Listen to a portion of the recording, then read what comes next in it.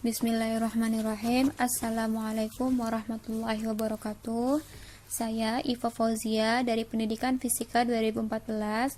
Pada kesempatan kali ini saya akan mempresentasikan hasil penelitian saya yang berjudul Pengaruh Model Pembelajaran Double Loop Problem Solving terhadap kemampuan berpikir tingkat tinggi siswa pada konsep alat-alat optik.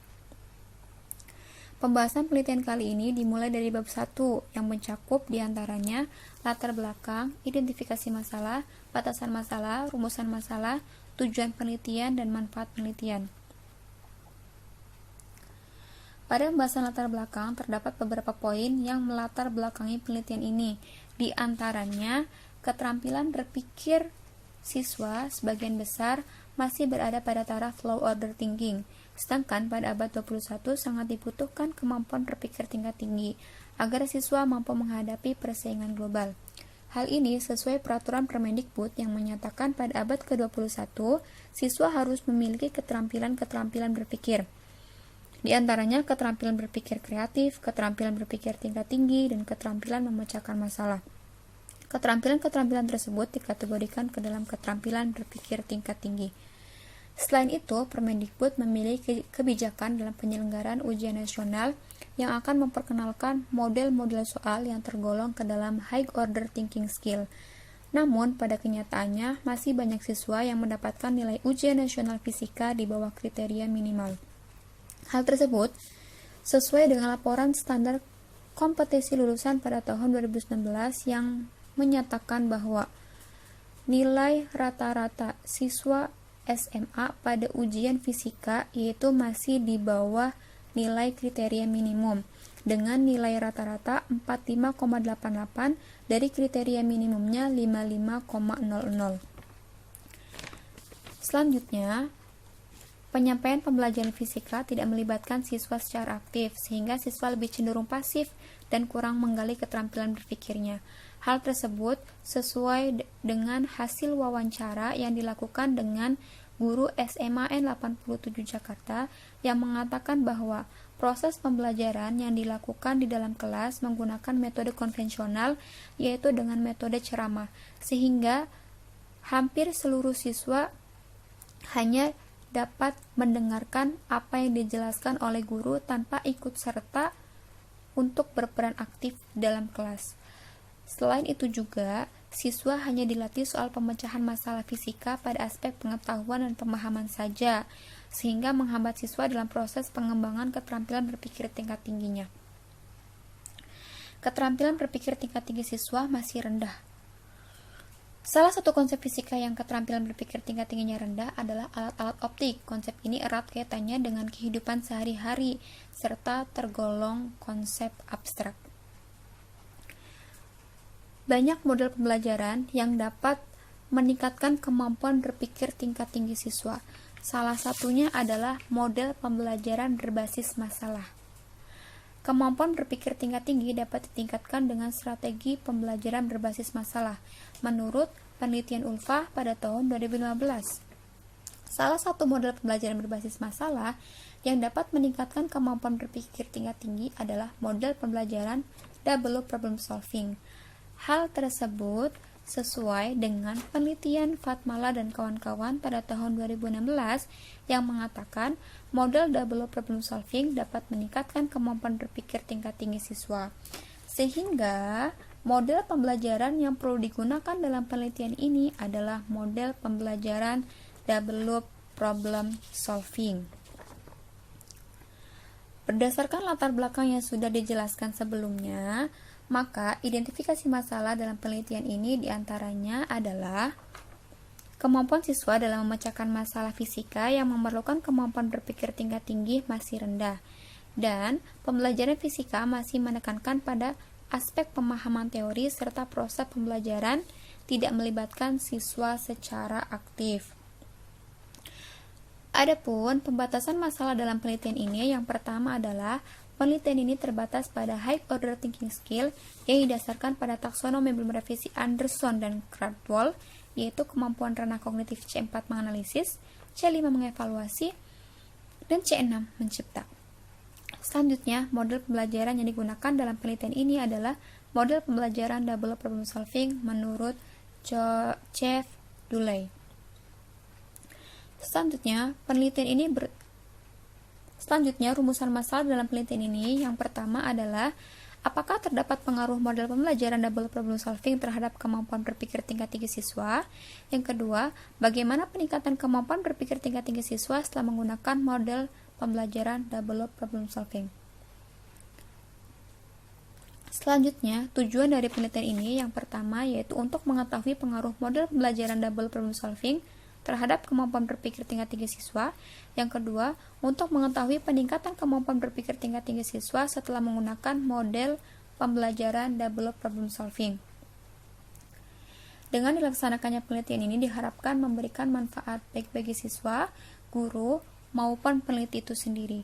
Yang pertama, manfaat bagi siswa yaitu dapat memberikan solusi pada permasalahan yang sering ditemukan pada kehidupan sehari-hari, memberikan pengalaman belajar yang bermakna, sehingga mempermudah siswa untuk membangun keterampilan berpikirnya. Yang kedua, bagi guru, yaitu dapat memberikan masukan yang berarti sebagai bahan kajian untuk meningkatkan kualitas pembelajarannya.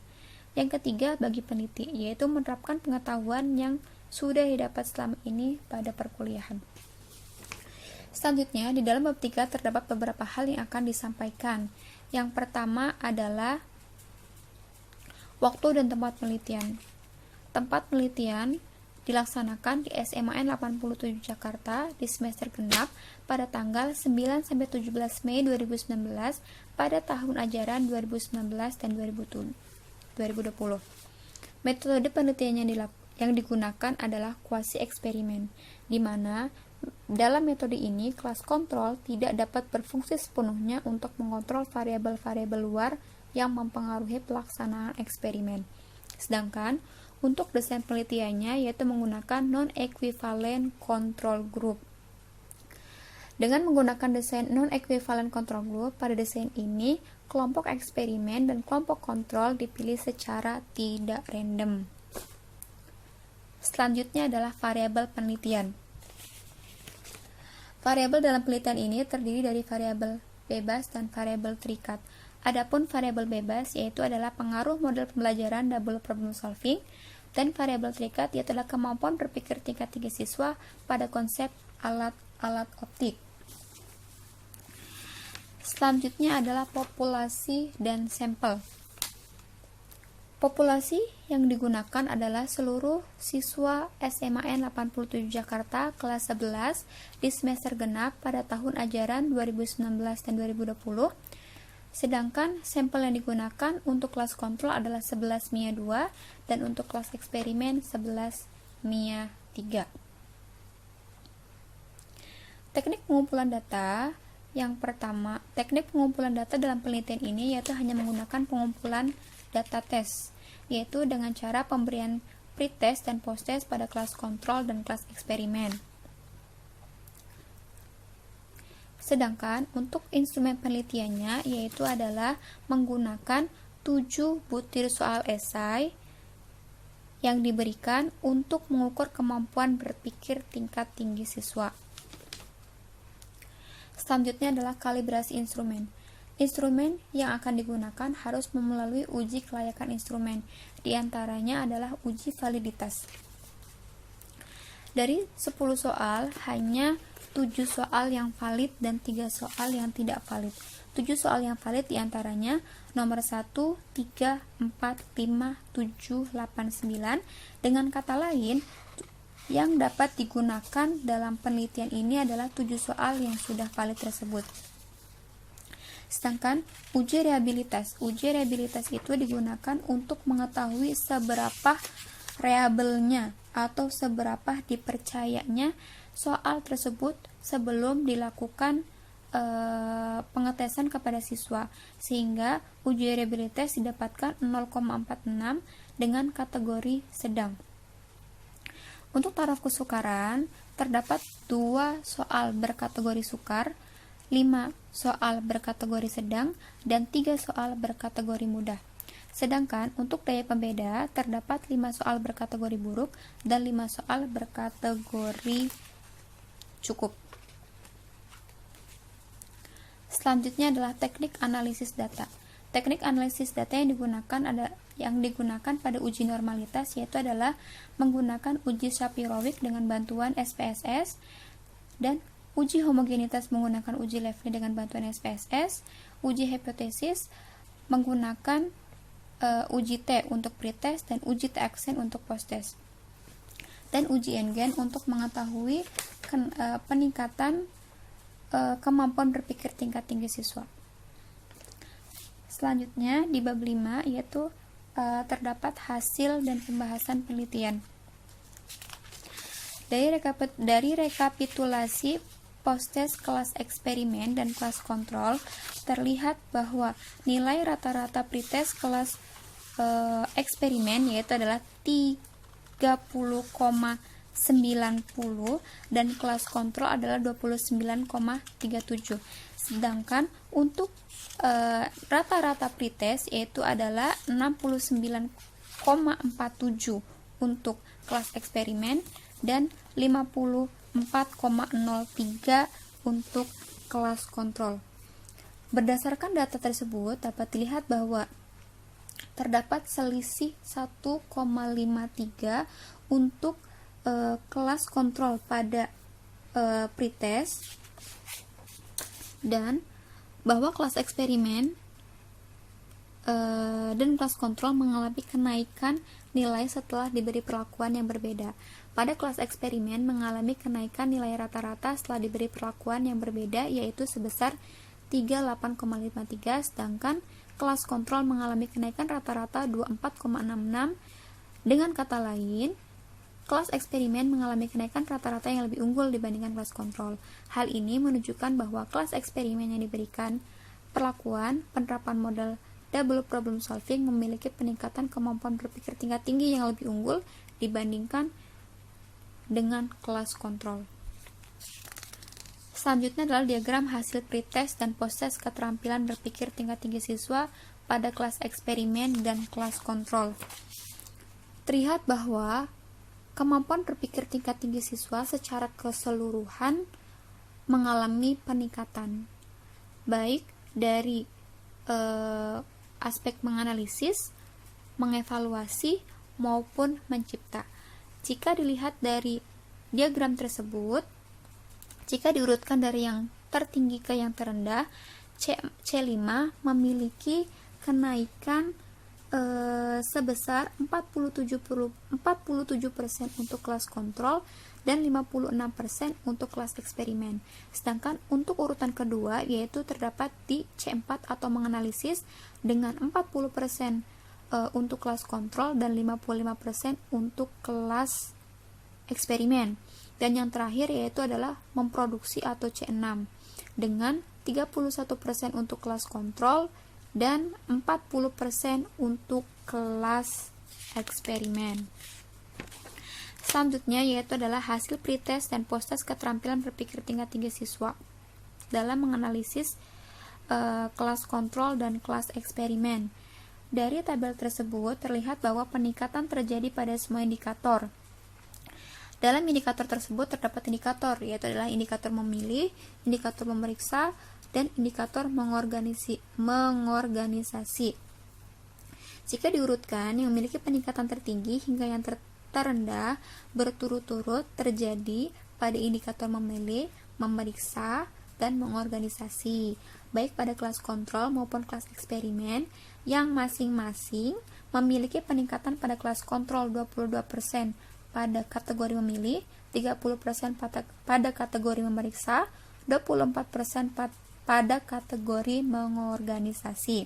Sedangkan pada kelas eksperimen 54% pada kategori memilih, 52% pada kategori memeriksa, dan 52% pada kategori mengorganisasi. Selanjutnya, hasil pretest dan posttest keterampilan berpikir tingkat tinggi pada C5 atau mengevaluasi. Dalam kategori mengevaluasi terdapat 3 indikator juga, yaitu adalah membuktikan, menilai, dan mengecek. Dari diagram tersebut terlihat bahwa peningkatan terjadi pada semua indikator. Jika diurutkan, yang memiliki peningkatan tertinggi hingga yang terendah berturut-turut terjadi pada indikator mengecek. indikator membuktikan, dan indikator menilai, baik pada kelas eksperimen maupun kelas kontrol, yang masing-masing memiliki peningkatan pada kelas kontrol, yaitu 39% untuk aspek membuktikan, 34% untuk aspek menilai, 24% untuk aspek mengecek, sedangkan pada kelas eksperimen 60% untuk aspek membuktikan, 57% untuk aspek menilai, dan 52% untuk aspek mengecek. Dan selanjutnya adalah hasil pre-test dan post-test keterampilan berpikir tingkat tinggi pada kemampuan merancang. Dalam kemampuan merancang atau C6 hanya ada satu indikator, yaitu adalah merancang, di mana dari grafik tersebut terlihat bahwa kemampuan siswa dalam merencanakan mengalami peningkatan baik pada kelas kontrol maupun kelas eksperimen, yaitu berturut-turut 24% dan 48%. Hasil selanjutnya yaitu adalah hasil uji NGEN, pretest dan posttest kelas eksperimen dan kelas kontrol. Berdasarkan tabel tersebut, terlihat bahwa peningkatan kemampuan berpikir tingkat tinggi pada kelas kontrol terhadap semua level kategori sedang, sementara peningkatan pada kemampuan berpikir tingkat tinggi siswa pada kelas eksperimen pada keterampilan mengevaluasi C4 dan mencipta kategori sedang, sementara pada keterampilan menganalisis C4 terkategori tinggi. Dari informasi tersebut dapat disimpulkan bahwa setelah diberikan perlakuan yang berbeda baik kelas eksperimen maupun kelas kontrol mengalami peningkatan. Selain itu dapat disimpulkan bahwa uji NGEN kemampuan berpikir tingkat tinggi siswa pada setiap level di kelas eksperimen lebih tinggi dibandingkan dengan kelas kontrol, khususnya pada keterampilan C4. Selanjutnya yaitu adalah uji normalitas. Dari tabel tersebut terlihat bahwa nilai signifikan Sapirowicz hasil pretest kelas eksperimen yaitu 0,375 dan kelas kontrol 0,181. Hal ini menunjukkan bahwa data pretest baik kelas eksperimen maupun kelas kontrol terdistribusi normal. Sedangkan nilai signifikan post-test kelas eksperimen yaitu 0,138 dan kelas kontrol 0,248, yang berarti bahwa data post-test kelas eksperimen dan kelas kontrol juga terdistribusi normal. Selanjutnya adalah hasil uji homogenitas pretest dan post-test kelas kontrol dan kelas eksperimen. Dari tabel tersebut terlihat bahwa nilai signifikan hasil pretest kelas eksperimen yaitu 0,240 dan kelas kontrol 0,033. Hal ini menunjukkan bahwa data pretest kedua kelas sama atau homogen, sedangkan data pretest terdistribusi tidak homogen. Artinya, data yang diperoleh dari eksperimen maupun kelas kontrol, data pretest memiliki variansi yang sama, sedangkan untuk data posttest memiliki variansi yang tidak sama atau heterogen. Selanjutnya adalah uji hipotesis.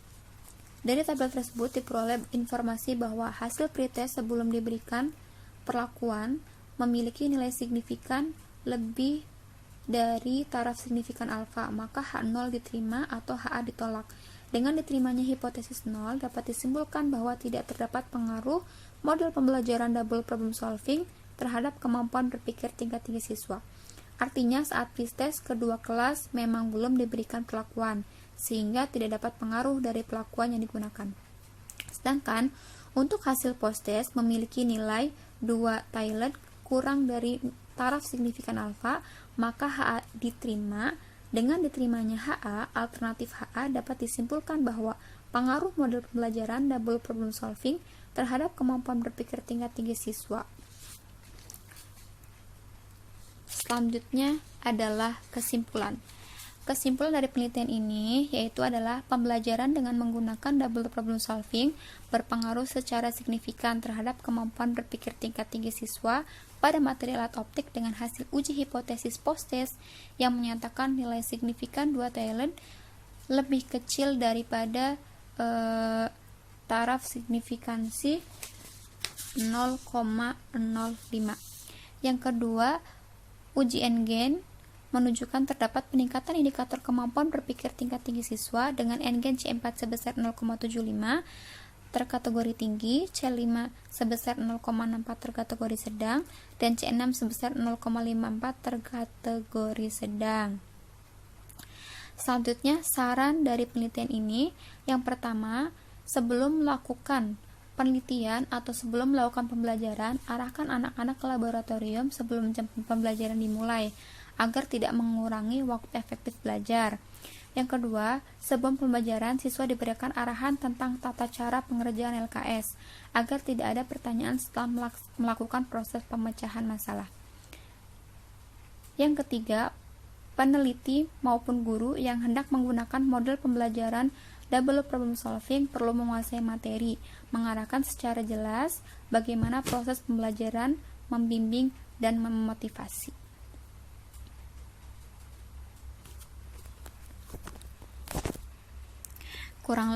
Alhamdulillah, terima kasih. Kurang lebihnya mohon maaf. Sekian dari saya. Wabillahi taufiq wal hidayah. Wassalamualaikum warahmatullahi wabarakatuh. Bismillahirrahmanirrahim.